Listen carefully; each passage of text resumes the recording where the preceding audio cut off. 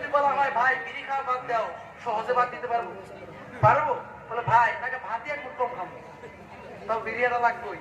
গোবরও নাই, কারণ মারাত্মক নেশা হয়ে গেছে। তো এবার আবু জেহেল যখন তওবা করাইছে, ভাই এদিকে চাই না এদিকে চাই, আবু জেহেল যখন তওবা করাইছে, আবু জেহেল মনে মনে ভাবছে আজকে রাতে তো আর আবু সুফিয়ান আবো না, উতবা সাহেব আইব না, কারণ আমি যখন তওবা করাইছি তারা তো আসবে না, আমি আজকে একলা একলাই দাঁড়ায় সারা রাত। কারা কয়? আবু জেহেল।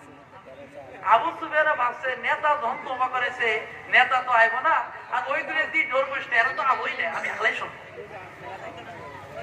উতবা সাহেব তাই ভাবছে, বলে আবু জেহেল এত বড় নেতা, যদিও নাই বাড়ির কোন খেতা, আইনে তো আসবে না। আর আবু সুফিয়ানের 2 নম্বরের নেতা, কিন্তু আবু সুফিয়ান কিন্তু পরবর্তী মুসলমান হয়েছে। আবু সুফিয়ান 2 নম্বর নেতা। উতবা সাহেব ভাবছে আমরা ছোট ছোট মানুষ, উতবা ভাবছে সাহেব তো আসবে না, এই 3 জন একজন আসবে, আমি একা দাঁড়িয়ে দাঁড়িয়ে কোরআন জন্য জোরে কম সুবহানাল্লাহ।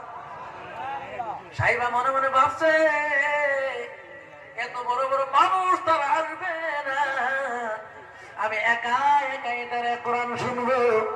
আবার আগের রাতে মতো 4 জন 4 কোনায় দাঁড়ায় গেছে, একজন আসছে আর একজন জানে না, আরেকজন আসছে আরেকজন জানে না। এবার ভাবছে আজকে বেশি দেরি করা যাব না, কারণ ফজরের টাইম হলে মানুষ দেখবে, এর আগেই বাড়িতে যাওয়া লাগবে। আল্লাহর কি রহমত কুদরত, ফজরের টাইম হয়ে গেছে, তারা কোনো টেরি পাই নাই। এবার যাওয়ার আরম্ভ করতে আবার ধাক্কা লাগছে। আবু জেহেল কয় তুমি কে? বলে আমি আবু সুফিয়ান। আবু জেহেল কয় আবু সুফিয়ান রে, কালকে রাতে তওবা করে আজকে কেন আসলা? আবু সুফিয়ান কয় আবু জেহেল মাত পরি কম করো, তওবা তুমি করাইছো, তুমি কেন এসেছো? তওবা তো তুমি করাইলে। ভাই আপনার গলায় যদি এত বড় ঘ্যাক থাকে, আর আপনি যদি বাজারে দেখুন এমন একটা ওষুধ আনছি, এক পালি খাওয়ার সাথে তোমার ঘ্যাক একবারে পিছন দিয়ে বাইরে হয়ে সব আগের মতো গলা চিকন হয়ে যাবো, কিন্তু আপনার গলায় এত বড় ঘ্যাক, পয়সা ওষুধ কিনবো? কিনবো? তা আবু জেহেল যখন তওবা করেছে, আবু জেহেলই ভঙ্গ করছে। আবু সুফিয়ান বলো তুমি যখন তওবা ভঙ্গ করে দিছো, আমরা তওবা ভঙ্গ করতে কি? 4 জন যখন একটা শেখা। এবার আবু জেহেল বললো এবার তওবার দ্বারা হবে না, আইন পাশ করা লাগবে। কি আইন? আল্লাহ পাক বলেন আবু জেহেল তোমার আইন, তুমি যে আইন পাশ করছো তুমি জীবন ভর থাকবে না, তোমার নাতি নুতি তো দুনিয়াতে থাকবে। এখন আবু জেহেলের নাতি পাওয়া যায় না, অনেকে কয় বলে কোরআন পরে কোনো লাভ নাই, আবু জেহেলের নাতি। আবু জেহেলের কি? অনেক আলিম উলামা কি করে খায়, বলে মাদ্রাসা পড়ছস কি করে খাবি, এটাও আবু জেহেলের নাতি। কয় না নাই? আমাকে এক সাইকেল মেকার কয় হুজুর কোন মাদ্রাসা? আমি দলগাঁও মাদ্রাসা পড়ি। বলে খারিদি মাদ্রাসা পড়ে কি করে খান? আমিও জবাব দিয়ে দিছি আপনি যদি মানুষের সাইকেলের মালিক পয়সা খাওয়ার পান, আমি কি কোরআন পড়ে খাইতে পারবো না? আজকে আল্লাহ এমন খাওয়া নাই খাওয়া, আপনারা মনে হয় চোখেও দেখেন না। অনেকে কয় হুজুর আপনার আমার বাড়িতে খানা কেন খাইলেন, এই জন্য নামাজই পড়ুন আপনার পিছে। ভাই এটা কি এই বান্দা কি মহব্বত কইছে নাকি রাগে কইছে? জোরে কোন? মহব্বত কইছে। হুজুরের খানা খাওয়ানি পাই নাই কারণে নামাজ পড়বে না, এক দ্বারা বোঝা গেল দিল ভরা আশা হুজুরকে খানা খাওয়ানি। ঠিক কিনা? জোরে কোন? ভাই গো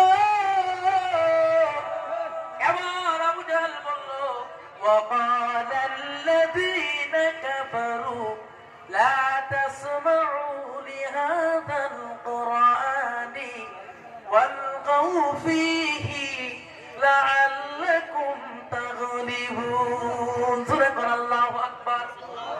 আবু জেহেল বলল কাফিররা বলল وقال الذين كفروا, কাফিররা বলল লা তাসমাউ লিহাদাল কুরআন, কুরআনুল কারীম শুনিও না, ওয়াল গাউফি, কুরআন শোনা তো দূরের কথা, কুরআন দেখার পড়া হয় নিকাতেও যায় না। কারা কয়? আবু জেহেল, আবু লাহাব, উতবা সাহেবা যদি না যাও লাআল্লাকুম তাগলিবুন, যদি না দাও আমাদের নেতাগিরি ঠিক থাকবে না গেলে কি ঠিক থাকবো গো? নেতাগিরি ঠিক থাকবে। নেতাগিরি ঠিক রাখার জন্য, নিজের রাজত্ব ঠিক রাখার জন্য কোরআনুল কারীম সত্য, কোরআনুল কারীম সত্য, নবী সত্য। নেতাগিরি ঠিক রাখার জন্য এই কোরআনুল কারীম সত্য কিতাবকে মিথ্যা সাব্যস্ত করেছে। এর দ্বারা বোঝা গেল লোভে মানুষকে ধ্বংসের পথে নিয়ে যায়। লোভে মানুষকে কোথায় নিয়ে যায়? ধ্বংসের পথে নিয়ে যায়। 1 লাখ টাকা সম্মুখে পেয়েছেন, আপনি আমি জানি এই টাকা হারাম।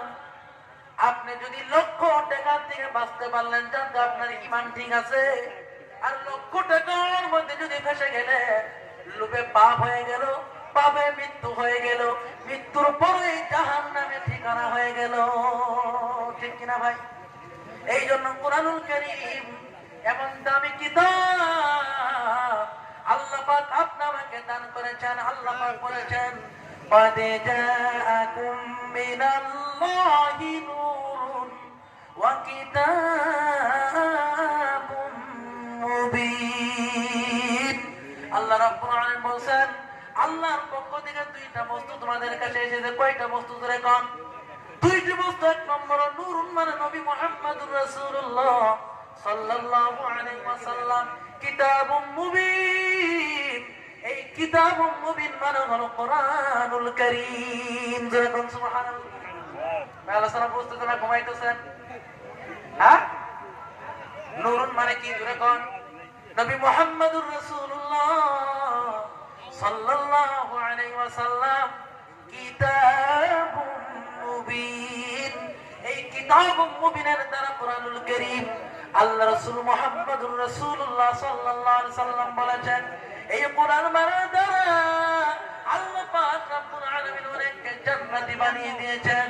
এই কোরআনকে অপমান করার কারণে আল্লাহ পাক অনেককে জাতির সাথে মিশিয়ে দিয়ে জাহান্নামের মধ্যমুখী বানিয়ে দিয়েছেন। কোরআন মান্যওয়ালা যদি থাকে জিরো, আল্লাহ পাক তাকে হিরো বানিয়ে দেয়। আর কোরআনকে অপমান করনেওয়ালা থাকে যদি হিরো, আল্লাহ পাক তাকে জিরো বানিয়ে দেয়। ঠিক কিনা? যেমন ভাবে একজন মশহুর সাহাবী যিনার নাম হযরত ওমর রাদিয়াল্লাহু তাআলা চিনেন কিনা? খুব নরম সাহাবী। হ্যাঁ, ওমর খুব নরম না? এত গরম। এক রাস্তা দিয়ে যদি একদিন যাইতো 40 দিন পর্যন্ত শয়তান যাওয়ার পারমিশন পেত না। সুবহানাল্লাহ।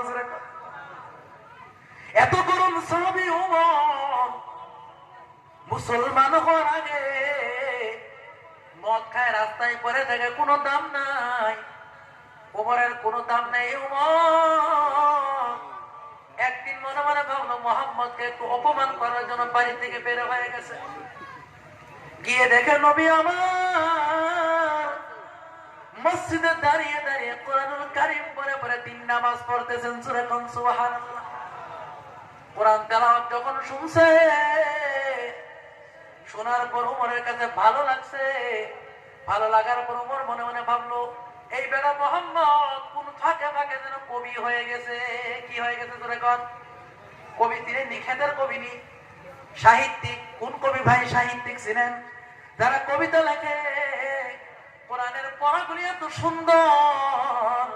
ওয়াশ-শামসি ওয়া দুহাহা ওয়াল কমারি ইযা তালাহা ওয়ান নাহারি ইযা জাল্লাহা ওয়াল লাইলি ইযা ইয়াগশাহা। মিলাছেন না? জোরে কোন?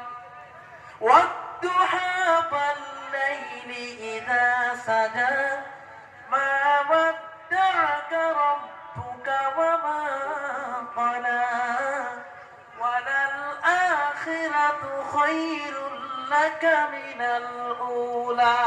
এত সুন্দর কোন কিতাব আসেনি? এত মিল মতো কোন কিতাব আছে? জোরে কোন? না না। আল্লাহ পাক কোরআন যখন এত মিল মতো দিয়েছে, ওমর মনে মনে ভাবলো, প্রকাশ কিন্তু করে নাই। ওমর মনে মনে ভাবছে মুহাম্মদ না জানি কোন ফাঁকে কবি হয়ে গেছে। আল্লাহ বললেন নবীজি ওমর যখন কবি বলছে আল্লাহ রাব্বুল আলামিন বলে দিলেন, ও নবী গো, আপনি তাড়াতাড়ি করে পড়ে দেন,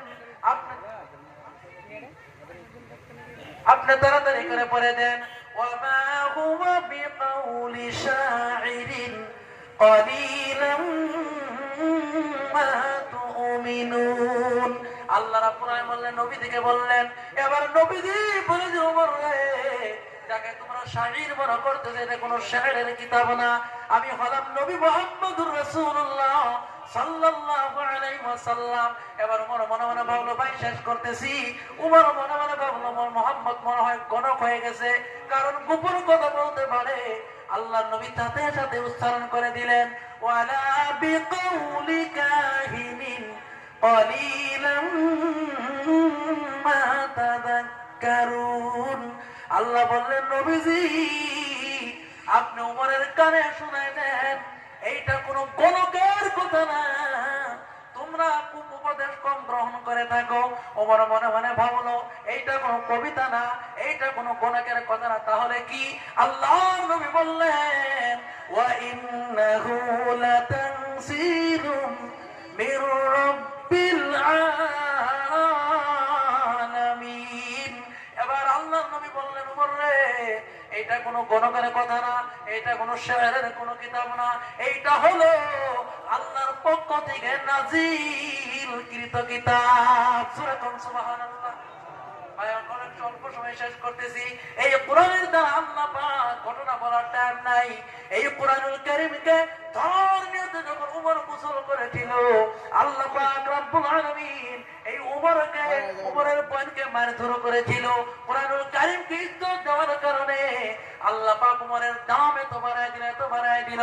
আল্লাহ নবী বললেন, আনা খাতামুন নবিয়্যিন, আমি হলাম শেষ নবী, লা নবিয়্যা বাদি, আমার পরে কেউ নবী হবে না। লাউ কানা মিন বাদি নবিয়্যুন লাকানা উমরা, আমার পরে যদি কেউ নবী হতো, আল্লাহ পাক উমরকে নবী বানিয়ে দিতেন। তাহলে কোরআন মানার কারণ দাম বাড়ছে না কমছে? শুধু তাই নয়, আল্লাহ নবী বলছেন উমরকে, আমি আল্লাহ নবী 2 নম্বর জান্নাতের সার্টিফিকেট দুনিয়া থাকতে দিয়ে দিয়েছে। যেরকম সুবহানাল্লাহ। ভাই আমি একটি হাদিস পড়েছিলাম, আজকের যুগে বহুত ভণ্ড পীর বাইরে হয়েছে নাই? যেরকম ভণ্ড পীর আছে না নাই? জান্নাতের দায়িত্ব নিয়ে এনে আছে না নাই? দুজা বাবা আছে না নাই? কত বাবা, কত ভণ্ড বাইরে হয়ে গেছে। এই যুগে আপনি আমি ঈমান নিয়ে কবরে কিভাবে যাব, কি মানলে কবরে যাব, এই কথা বলার দরকার আছে না নাই? আল্লাহ নবী বলছেন, তারাকতু ফীকুম আমরাইন, আমি নবী দুনিয়া থেকে বিদায় হয়ে যাওয়ার আগে তারাকতু ফীকুম আমরাইন, আমি নবী 2টা বস্তু রেখে গেলাম, লান তাদিল্লু মা তামাসসাকতুম বিহিমা, তোমরা কখনো গোমরা হবে না এই 2টা বস্তু যদি আঁকড়ায় ধরো। 1 নম্বর কিতাবাল্লাহ, 1 নম্বর হলো আল্লাহর কিতাব কোরআনুল কারীম।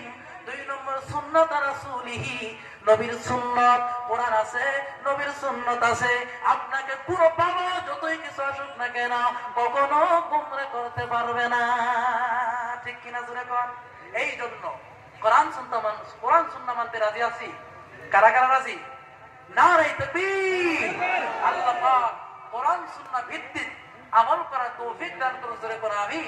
ভাই যেহেতু সময় কম, কথা বুঝেন নাই, সময় কম, আরো বলার ইচ্ছা ছিল, হয়তো আমি জানতেছি আপনাদেরও শোনার আগ্রহ ছিল, সময়ের কারণে যেহেতু হুজুর এসে গেছে, আমি 1 ঘন্টা কথা বলেই শেষ করলাম। দেখতেছেন আমি ছোট্ট মানুষ, বয়সও খুব কম।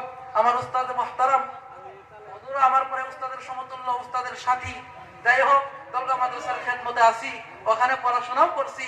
আল্লাহ পাক যেন ওই মাদ্রাসার খেদমত করতে করতে গোটা বিশ্ব জুড়ে কোরআনের বাণীকে প্রচার করতে করতে আল্লাহ যেন ঈমান নিয়ে কবরে যাওয়ার তৌফিক দেয়। জোরে কোন আমিন। আমি আপনাদের জন্য দোয়া করব। ওয়া আখিরু দাওয়ানা আলহামদুলিল্লাহি রাব্বিল আলামিন। আসসালামু আলাইকুম ওয়া রাহমাতুল্লাহি ওয়া বারাকাতুহু।